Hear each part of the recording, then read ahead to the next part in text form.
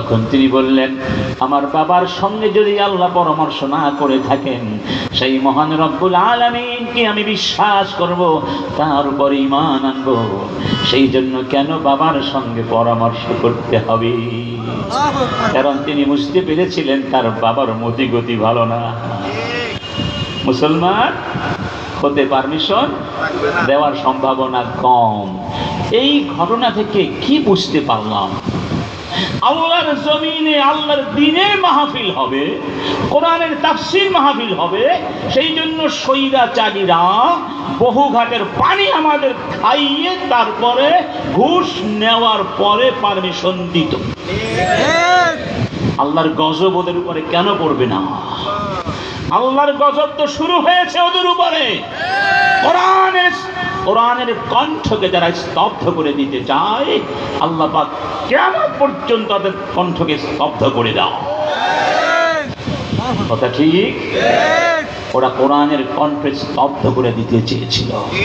ওরা আল্লামা সাঈদীকে হত্যা করে ভেবেছিল এদেশে কোরআনের কথা বলার মতো আর সাঈদী আসবে না, সাঈদীর উত্তরাধিকারীরা ভয় পেয়ে যাবে। কিন্তু আল্লাহ সুবহানাহু ওয়া তাআলা আল্লামা সাঈদী সাহেবের পরিবর্তে এদেশে লক্ষ লক্ষ মুফাসসির তৈরি করে দিয়েছে। আল্লামা সাঈদীর সন্তান হয়ে তার সেই জ্ঞান এবং তার সেই যোগ্যতার উত্তরসূরি হয়ে এই ভূমির পরতে পরতে কোরআনের আলো ছড়িয়ে দিচ্ছেন কিনা? এটা হচ্ছে ফেরাউনের স্বভাব।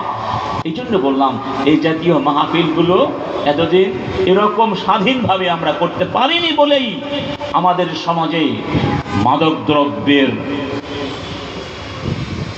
ছড়াছড়ি কম হয়েছে না বেশি হয়েছে? আমাদের সমাজে চাঁদাবাজি কম হয়েছে না বেশি হয়েছে? টেন্ডারবাজি কমেছিল না বেড়েছিল? নারীর সতীত্ব হরণ করার ঘটনা কমেছিল না বেড়েছিল? ভোট চুরির ঘটনা কমেছিল না বেড়েছিল? মিথ্যাবাদীদের সংখ্যা বেড়েছিল না কমেছিল? টাকা পাচারকারীদের সংখ্যা বৃদ্ধি পেয়েছিল না কমেছিল? ওরা এই জন্যই কোরআনের মাহফিলকে বন্ধ করতে চেয়েছিল। কোরআনের মাহফিল যত বেশি হবে, লুটপাটের সুযোগ সুবিধা তত বন্ধ হবে। আল্লাহ তাআলা আমাদেরকে এই যে রহম করেছেন, তার করুণা দিয়ে আমাদেরকে সাহায্য করেছেন। আমাদের বুকের উপরে চেপে বসা সেই স্বৈরাচারের জগদ্দল পাথরকে তিনি সরিয়ে দিয়েছেন, গৌর গোবিন্দের মতো চোরের মতো পালিয়ে যেতে বাধ্য করেছেন। সেই মহান রব্বুল আলামিনের দরবারে আবার শুকরিয়া আদায় করে বলি আলহামদুলিল্লাহ। আমি আলোচনা দীর্ঘায়িত করব না, আপনাদের কষ্ট হবে। 4টা পয়েন্টে অল্প কিছু কথা বলব। সেই পয়েন্টগুলো হলো, জাহেলিয়াত কি, রাসূল কি জাহেলিয়াত দূর করে আমাদেরকে ইসলামের আলো দিয়েছিলেন, জানতে হবে না? রাত না জানলে দিন আপনি মূল্যায়ন করতে পারবেন না। দিনকে মূল্যায়ন করতে হলে রাত জানতে হবে, সত্যকে মূল্যায়ন করতে হলে মিথ্যাকেও। এটাই তো সিস্টেম। এজন্য আসুন আমরা একটু কম্পেয়ার করি। রাসূল যখন পৃথিবীতে আগমন করলেন, তখন জাহেলিয়াতগুলো কি কি ভাবে এই সমাজে ছড়িয়ে পড়েছিল, তথা মূল জাহেলিয়াতগুলো কি কি জাহেলিয়াত ছিল। ওলামায়ে কেরাম বলছেন 4 প্রকার জাহেলিয়াত ছিল ভয়ানক। কয় প্রকার? আর বাকিগুলো এই 4 প্রকারের অধীনস্থ ছিল। 1 নম্বর আকীদাতুল জাহেলিয়াহ, জাহেলি যুগের বিশ্বাস, আকীদা। সেই আকীদা ছিল জঘন্য আকীদা। সেই আকীদা হলো শিরক। তার নাম কি? ঘরে ঘরে, রাস্তায় রাস্তায়, পকেটে পকেটে, রুমে রুমে মূর্তি মূর্তি আর মূর্তি। সব জায়গায় কিসের আনাগোনা ছিল? মূর্তির মহামারী এর প্রাদুর্ভাব ঘটেছিল। তারা মূর্তির পূজা করত। সেই মূর্তির পূজা গোটা জাহিলি সমাজকে অন্ধকারের মধ্যে এমনভাবে নিমজ্জিত করে দিয়েছিল, যেহেতু স্রষ্টার সাথে তাদের কোনো সম্পর্ক ছিল না। মূর্তি পূজা করার কারণে, শিরক করার কারণে, সে কারণে তাদের জীবনে অন্ধকারের কোনো শেষ ছিল। মনে করুন, এই মুহূর্তে যদি এই যেই উৎস থেকে আলোগুলো আসে, সেই উৎসের সাথে তার আছে না, কেবল আছে না? তার কেটে দেন, আলো থাকবে না অন্ধকার হয়ে যাবে? ঠিক তেমনি ভাবে এই মানুষগুলোকে সৃষ্টি করেছেন কে? ওই আল্লাহর সঙ্গে যদি মানুষের সম্পর্ক না থাকে তাহলে ও মানুষের জীবনে কোনো আলো থাকতে পারে না। আসমান বলুন, জমিন বলুন, পৃথিবী আলো হলেন কে? আল্লাহু নূরুস সামাওয়াতি ওয়াল আরদি মাসালু নূরিহি কামিশকাতিন ফিহা মিসবাহ المصباح في زجاجة الزجاجة كأنها كوكب دري يوقد من شجرة মুবারাকা। এত চমৎকার করে রব্বুল আলামিন নিজের পরিচয় দিয়েছেন, আকাশের নূর আমি, জমিনের নূর আমি, নূরুন আলা নূর। আমি তোমাদের মধ্যে কিছু নূর দিয়েছি, তোমাদের প্রত্যেকের মধ্যে ফিতরাতের নূর দিয়েছি। ওই নূর যদি আমার পক্ষ থেকে আসা ওহির নূরের সঙ্গে সংযুক্ত না হয়ে যায় তাহলে ওই নূর অন্ধকারের মধ্যে হারিয়ে যাবে। এই জন্য আমি তোমাদের জন্য আমার পক্ষ থেকে ওহি নবীদের মাধ্যমে পাঠিয়েছি। সুবহানাল্লাহ। যুগে যুগে এই পৃথিবীতে যখনই মানুষ শিরকের মধ্যে ডুবে যেত আল্লাহ পাকের পক্ষ থেকে নবী রাসূলদেরকে পাঠিয়ে দেয়া হতো। ঠিক না বেঠিক? আমাদের প্রথম বাবা কে ছিলেন? আদম আলাইহিস সালাম না? তিনি তো ঈমানদার ছিলেন।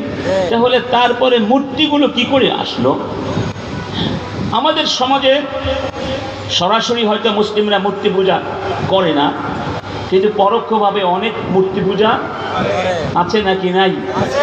আমি প্রায় বলে থাকি, এটা আমার বিশ্বাস, শেখ হাসিনা যদি আরো কয়েক বছর ক্ষমতায় থাকতে পারত ওর বাবার মূর্তির পূজা আমাদেরকে দিয়ে করিয়ে ছাড়ত। এই জন্য উদ্দেশ্যেই প্রত্যেকটা জেলায় জেলায় পাড়ায় পাড়ায় সে তার বাবার ভাস্কর্য বসিয়েছে। এই ভাস্কর্যকে শেখ হাসিনার বাবার টাকা দিয়ে করেছিল নাকি আপনার টাকা দিয়ে করেছিল? আমাদের টাকা দিয়ে তোমার বাবার মূর্তি তৈরি করে আমাদেরকে তোমার বাবার পূজারি বানাবার যে ষড়যন্ত্র করেছিলে, এই জন্য আল্লাহর গজব তোমার উপরে পড়েছে। দেখুন, নূহ আলাইহিস সালামের যুগের কথা। নূহ আলাইহিস সালামের সময় একটা প্লাবন হয়েছিল না? সেই প্লাবনে যারা কাফির ছিল কেউ জীবিত ছিল না।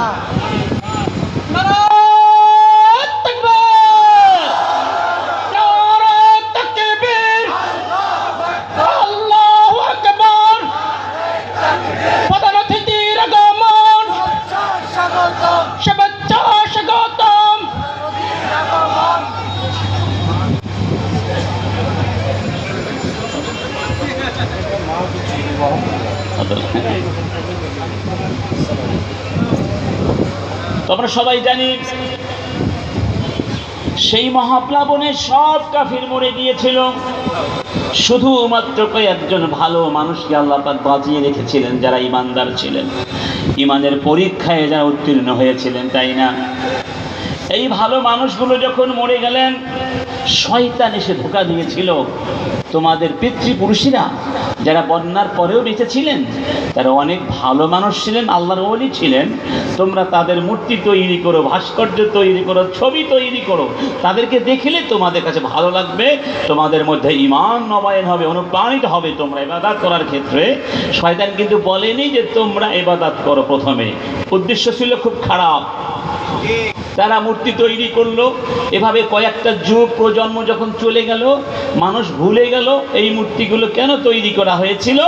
তখন শয়তান এসে ধোঁকা দিয়েছিল এই মূর্তিগুলোর পূজা করত তোমাদের বাপ দাদারা, কারো কাছে সন্তান কামনা করত, বিপদ থেকে নাজাত কামনা করত, বাদ শুরু হয়ে গেল মূর্তির কিসের পূজা।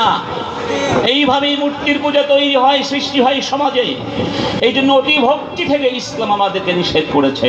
অতিভক্তি শিরকের অন্যতম কারণ।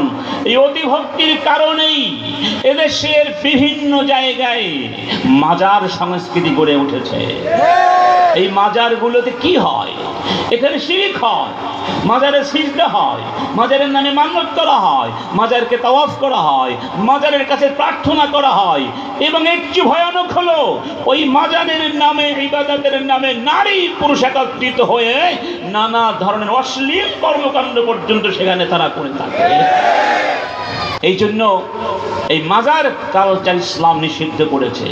কবর জিয়ারত করা সুন্নাহ, কিন্তু কবর জিয়ারত না করে তোমরা মাজার কালচার তৈরি করে সেখানে গান গাইবে, বাজনা গাইবে, নাচে